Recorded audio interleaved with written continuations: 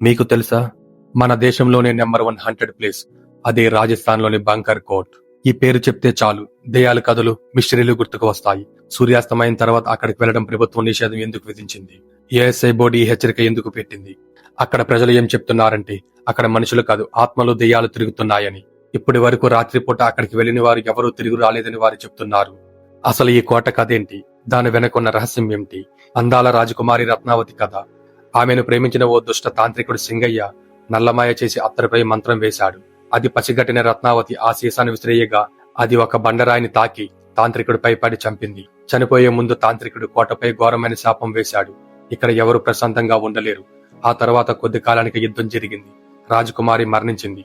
కోట పూర్తిగా జనావాసం కోల్పోయింది. కానీ నేటికి ఇక్కడ రాత్రిపూట అరుపులు, గుసగుసలు వినిపిస్తాయని అంటారు. అందుకే ఆ కోట గేట్లు సూర్యాస్తమయం తర్వాత మూసివేస్తారు.